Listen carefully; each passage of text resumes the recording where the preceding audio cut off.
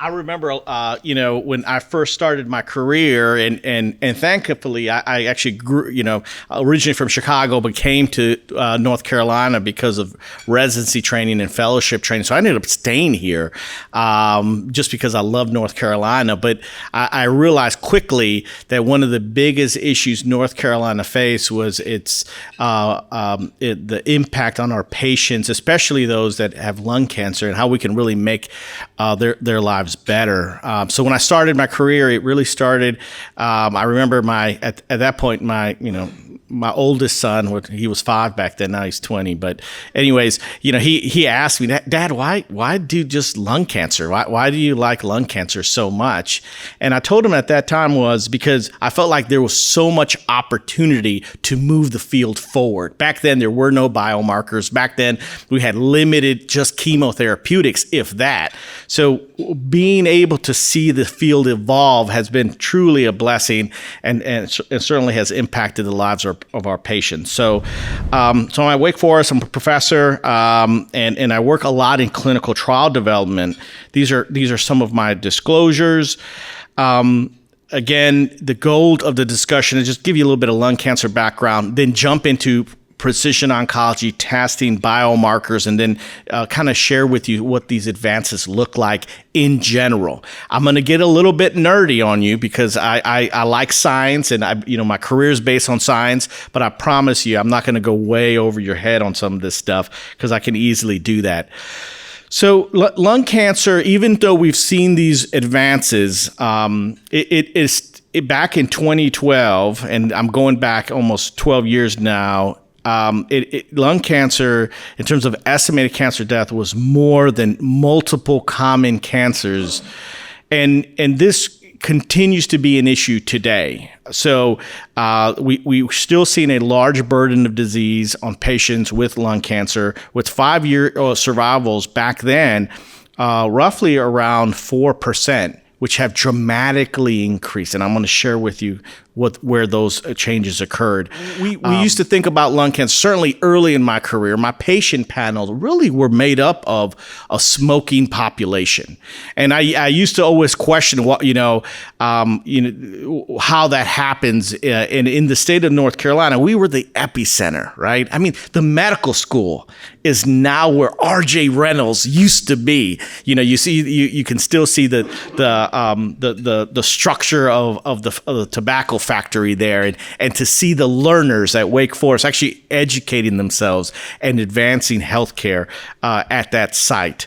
And to this day, we still see quite a bit of tobacco production. Now, in terms of consumption, it has significantly decreased over time. Going back to 1910, you can see the peak at about World War II, and then it kind of come down after that. And a lot of this has been done through policy changes, laws, taxes, and so forth. And this has really impacted the way cigarettes play a role in lung cancer, because we're just not seeing cigarette consumption as being the cause of lung cancer. Now we are seeing things through a different lens. That means we are seeing patients that are non-smokers, and we are seeing patients that are even light smokers that you wouldn't ever have thought would be plagued by this disease. And currently, there's a lot more opportunities moving forward. Lung cancer screening surely has been instrumental in the detection of lung cancer in smokers, so that we can start diagnosis cancer at an earlier stage and make an impact where it's most important. We often say early stage lung cancer is curable. So doing surgery and other multimodality therapies have really changed the way we see cancer. And this is from the New England Journal article that really showed us how low dose CT for patients who meet criteria for lung cancer screening has decreased. Now we're seeing lung cancer screening in terms of clinical trials in patients who are non-smokers. Now, what role does low-dose CT have? Certainly what we're seeing in Japan, in Korea, in those countries, we are seeing an increased number of trials that are really looking to evaluate this modality of therapy that we've used in smokers, but now that we are using in patients potentially down the road in non-smokers to early detection of cancer.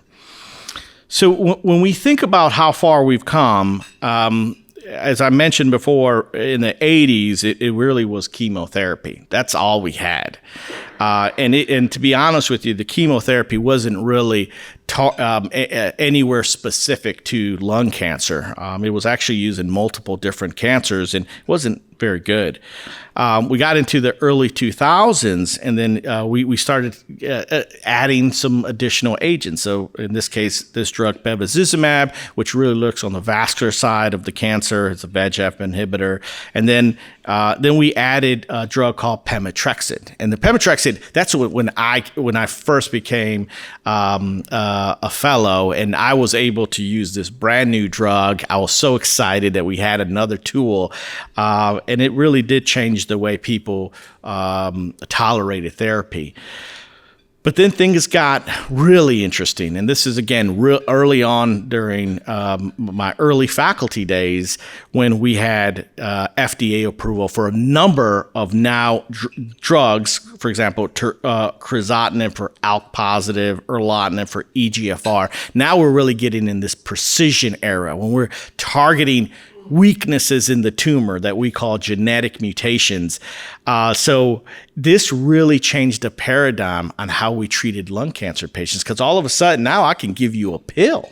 And people were like, I don't have to get chemo? Absolutely not. You get a pill and then you do better. I mean, early on, there was a huge debate, and it's so funny now that we go back in time, because there was a big debate when the oral therapies came out saying there's no way oral therapy is better than chemotherapy. There was an actual debate on that. And clearly the trial showed that it was better, and we ended up transitioning over. So I really want to say during the early 2010 year, that's when we saw this explosion, and it just kept getting bigger and bigger and bigger. And I stopped at 22 because I can't even fit the number of drugs now on a slide to show you that the amount of FDA approvals for oral therapies in this targeted population, again, this is biomarker driven lung cancer, it has been enormous. And we also saw this in patients who didn't have genetic mutations. Again, another biomarker that we use. We use PD-L1 as a biomarker, and PD-L1 inhibitors or checkpoint inhibitors came on the scene probably in 2016 with the FDA approval there. And we've seen an explosion in its use. This is just in the metastatic setting, but now we see it now in the early disease setting. And all of this together really impacted mortality in our patient population. So this was a news release by the NCI. And for those that don't know, NCI usually doesn't brag a lot, but they were bragging on this news release. And they bragged that the annual report to the nation was a rapid decrease in lung cancer and melanoma deaths at that time, which led to an overall decline in cancer death rate. So we saw this enormous jump of the cancer death rate overall being driven by some of the most lethal cancers that we had at that time, which is lung cancer and melanoma, largely in part to immunotherapy, but also because of the role of targeted therapies that are biomarker driven. So here is just some press from Fox News, CNN, Wall Street Journal, really acknowledging that for the first time we are seeing this important decline in death as it relates to overall cancer death, and really driven mostly on lung cancer. And how much was this impact seen? So this was the reported cancer mortality then when the press releases came out. So we had an improvement in breast cancer and colorectal, renal, leukemia. Non-Hodgkin's lymphoma did good that year or that decade, and then lung cancer really just stole the show. So lung cancer mortality, significant mortality reduction. And I think a lot of this came because of the way we saw lung cancer. Lung cancer was no longer a disease. It wasn't one cancer. But we really thought about lung cancer as different types of subtypes, and those subtypes were being targeted with the use of biomarkers. So biomarkers certainly helped us. Something that we call precision oncology, which utilizes biomarkers to make decisions, and then obviously immunotherapy. And I'm not sure if there's any motivational folks out there that like motivation speakers. I'm a big motivational, I watch them. I like how they deliver messages. And Zig Ziglar's one of those heroes. He had a wonderful quote at I think he was talking about business and making a lot of money, but this is not that tough. But he had a good quote, and that quote was, "You can't hit a target you cannot see, and you cannot see a target you do not have." And I think that was the problem for us in lung cancer. We couldn't see the target. We were just hitting it blindly, and developing that target was so important. And I think this really started with genetic testing and trying to identify through molecular tests, tissue, now blood, whether we can find something that we call driver mutations. And these driver mutations are exactly what it's almost descriptive. The driver is what's running the cancer. It's making it go.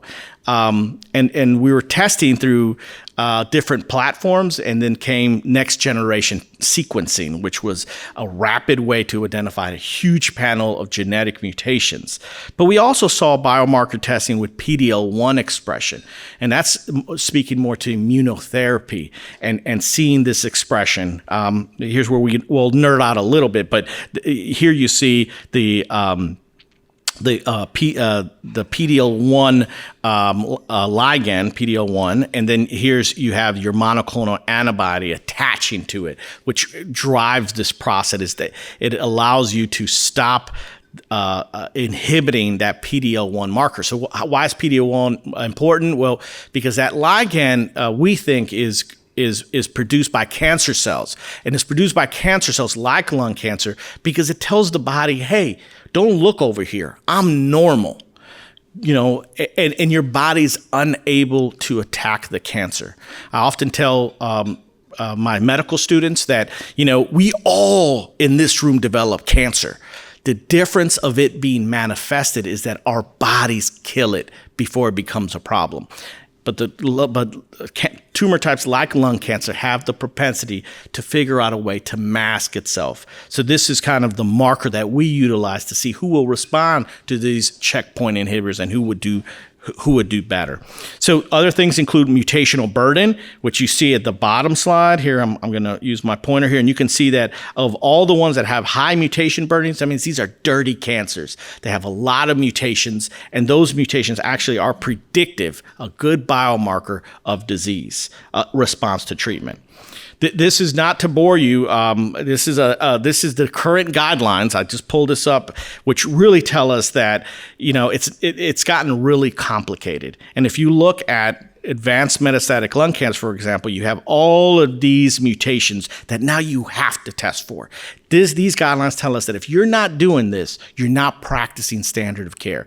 And certainly we want to abide by that. And a lot of times we talked about this in only adenocarcinoma cancers, but actually squamous cell cancers, another common type of lung cancer, we should be doing the same. Again, more information on all the mutations that we should be testing. You can see them all here. The whole purpose is to tell you that this used to be one sentence. Now it is, actually this is 2 slides in one because I couldn't fit it all in here. And then even in early stage lung cancer, here's the guidelines that tell us now we have all these drugs that we can use to help people live longer. Now, one of the things that has come up, and this was a patient by one of my colleagues out in Michigan, Nithya, she produced this wonderful paper. It has great pictures, and that's the reason I really like it, where they talk about how cancer grows, wraps up in the vasculature, and then gets into the vessels. And it can come in through single cells. It can come in through a cluster of cells. Sometimes the cells die and it just releases DNA in the plasma, in the blood. So this is your vessel here. These are the tumors, and they can be released. And what she was describing in this paper was that you have what they are circulating tumor cells or intact tumor cells, and then you have circulating tumor DNA. And we have methods now to test for both, which is really, really cool because that allows us to, there's pros and cons to detecting both. Certainly, we focus more on circulating tumor DNA because we're trying to find the biomarkers, but we could also see circulating tumor cells. But the big point of that article was really her opinion was we need to test patients, all patients with lung cancer, and the gold standard is you need to get tissue. And then she said you can use ctDNA from blood, so blood sampling, if you don't get tissue. And here's where I respectfully disagreed. I've talked to her about this. It's not news to her, but I mentioned how the data really shows us that if we don't test for both at the same time, we don't capture everyone. Sometimes we test for the tissue and it comes back negative, and now that's led to delays, and then we test the blood. So I've really developed a practice of at diagnosis, we test for both. And these are just some articles that really tell you that your testing rate is not that great in terms of what you're able to accomplish by running that tumor test. This is NGS again, 46%. So half the population basically where we're finding or testing for mutations. A lot of times it's not related because the test wasn't done. It just didn't yield anything. This is another study that showed similar. And then let me jump to this study that showed kind of a treatment decision-making process that tells you that if you go ahead and treat for both plasma and tissue, it's nearly doubling the number of patients that you identify with targetable mutations. So that in itself, it was what certainly sold it to me that we test for both. But let me just show you this last slide, which is targeted therapy. What greater joy do we have than putting into practice what I just told you? Well, this is what has happened. Lung cancer, one disease. Now it's really this. It is multiple diseases within the cancer. These are the studies, all the curves showing that cancer the survival has improved if you have ALK-positive disease. And here's the change in life expectancy. This is where we were 8, 12, 14 months. We're now 30 months, some not reached, some much more further since this publication was published. So we have made big strides, and I think a lot of it has to do with targeted therapy and the advent of chemoimmunotherapy. And then I'm gonna skip to this final slide. And this is the latest picture on FDA-approved products for patients with non-small cell lung cancer that have biomarker positive, mutation positive. And you can see that in the first line setting, we have all of these wonderful drugs. And now we even have some in the second line setting. So we can go to these, most of these are pills that we can go to treat patients in the second line setting. And this is just the beginning. This is going to significantly change the way we see cancer. So in conclusion, advanced metastatic lung cancer really has been an amazing journey. And I hope that the next time I talk to you, I can tell you about the additional improvements we've had in the therapy of lung cancer. And I'll stop there. Thank you so much. Yep. I'm hoping you can take 1 or 2 quick questions. Yeah. Dr. Spate? One thing we get hung up on from time to time is that cancer gets segmented by organs. But we're really now looking at cancer from a molecular standpoint. Can you speak to the importance of studies in lung cancer and how it affects our understanding of biomarkers and affects the treatment of other cancers? Yeah. Great question. So the reality is some of these mutations don't just belong in lung cancer. They belong in other cancers too. And I'll give you a prime example of one, and this is really our melanoma colleagues, where they've been targeting BRAF forever, which is a specific mutation in melanoma. Well, guess what? We see BRAF now in lung cancer, and I can tell you the first patient I treated with the BRAF mutation in lung cancer, I was talking to my melanoma colleague and was like, "What are these drugs like?" Because I've never used them before, right? So what we're seeing is there's a lot more crosstalk. And again, this is a prediction, and this is going to be really hard for people to certainly accept. And I don't know if I'll be able to accept this anytime soon. But as these populations grow, and certainly we're seeing it at major academic medical center where there is the ALK positive doctor. I mean, it doesn't matter which kind of cancer what kind of tumor you have, but you're going to go see that doctor because he has all the experience in that disease. So we are starting to see that change, and we certainly utilize the experiences of our colleagues. I can tell you now, we get a lot of calls from patients that have EGFR mutations in the colon that some of the drugs we use, the people want to use in colon cancer. So, yeah, great point. Thank you so much. All right, thank you.